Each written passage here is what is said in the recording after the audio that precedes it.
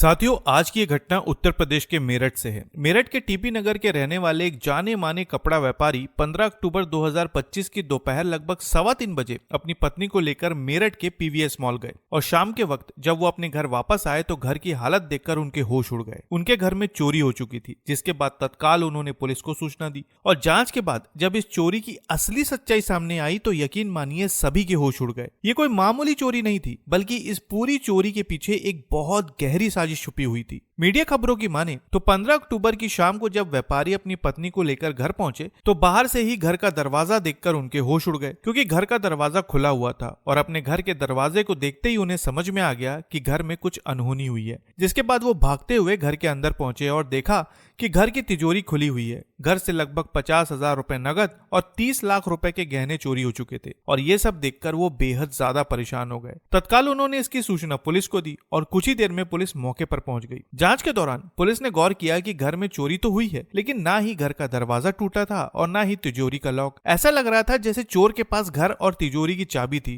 और उसने बड़ी ही आसानी से घर में चोरी की और वहां से 9-2-11 हो गया। इसके अलावा ये घटना दिन दहाड़े हुई थी, वो भी उस वक्त जब घर पर कोई नहीं था, जिसका मतलब ये था कि चोर को इस बात की पूरी जानकारी थी। लेकिन यहाँ पर सबसे बड़ा सवाल ये था कि आखिर ये सब कैसे हुआ और इतनी सफाई से इस घटना को किसने और कैसे अंजाम दिया। अब इन्हीं सवालों का जवाब जानने के लिए पुलिस ने आसपास के दर्जनों सीसीटीवी कैमरों की फुटेज खंगाली और कई फुटेज खंगालने के बाद उनका शक एक व्यक्ति पर गया, जिसके बाद पुलिस ने सीसीटीवी कैमरे की फुटेज से उसे ट्रैक करना शुरू किया और आखिरकार ट्रैक करते हुए पुलिस आरोपियों तक पहुंच गई। इस मामले में कुल 4 आरोपियों को हिरासत में लिया गया है और जब इन्हें हिरासत में लिया गया तब पता चला कि ये कोई और नहीं बल्कि व्यापारी का साला रवि बंसल था। लेकिन सवाल ये था कि आखिर एक भाई ने अपनी ही बहन के घर में चोरी क्यों की और इसके पीछे की वजह क्या थी। मीडिया खबरों के अनुसार पुलिस ने जब अपनी पूछताछ शुरू की तब पूछताछ के दौरान एक ऐसी सच्चाई सामने आई जिसने सबको हिलाकर रख दिया। पता चला कि आज से करीब 6 महीने पहले मेरठ के टीपी नगर के रहने वाले कपड़ा व्यापारी की तीसरी शादी पूजा से हुई थी और पूजा की ये दूसरी शादी थी। लेकिन इन दोनों की शादी के बीच पैसों का एक बहुत बड़ा अंतर था।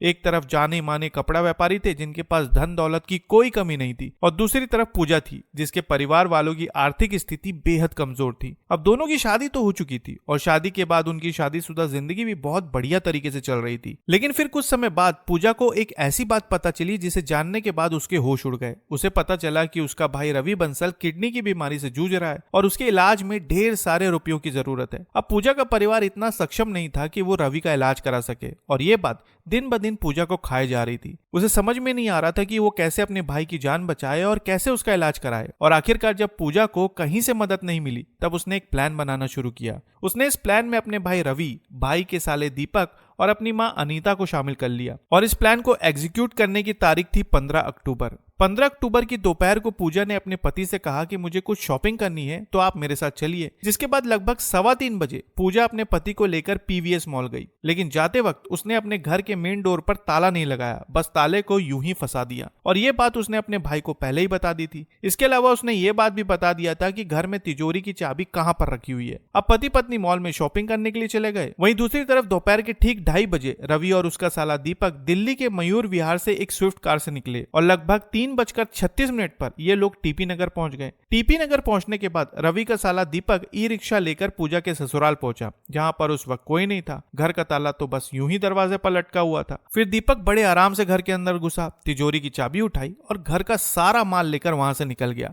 घर से निकलने के बाद उसने एक ई रिक्शा लिया और ई रिक्शा से वो सीधा रिठानी मेट्रो स्टेशन पहुंचा, जहां पर रवि कार में उसका इंतजार कर रहा था। फिर दोनों उसी कार से दिल्ली के मयूर विहार पहुंचे। लेकिन रास्ते में दीपक ने गाड़ी के अंदर कपड़े बदल लिए और उन कपड़ों को उसने रास्ते में फेंक दिया ताकि अगर पुलिस सीसीटीवी के माध्यम से उसे ट्रैक करने की कोशिश करे तो उसे पहचान न पाए। लेकिन कहते हैं ना कि कानून के हाथ बहुत लंबे होते हैं। पुलिस ने इन्हें बड़ी आसानी से पहचान लिया और अब इन चारों आरोपियों के खिलाफ मुकदमा दर्ज करके पुलिस ने इन्हें न्यायिक हिरासत में भेज दिया है। वहीं पुलिस ने चोरी हुए 30 लाख रुपए के जेवर और 35,500 रुपए बरामद कर लिए गए हैं। इस मामले में ये बात सामने आई है कि इस घटना को अंजाम देने की पूरी योजना व्यापारी की पत्नी पूजा की थी, जिसने अपने भाई का इलाज कराने के लिए अपने ही घर में चोरी करवा दी। वैसे आप इस पूरे मामले पर क्या कहना चाहेंगे कमेंट बॉक्स में जरूर बताएं और ऐसी ही खबरों के लिए चैनल को सब्सक्राइब करना ना भूलें। तो फिर मिलते हैं साथियों बिल्कुल एक नई खबर के साथ। तब तक के लिए आपका बहुत बहुत धन्यवाद।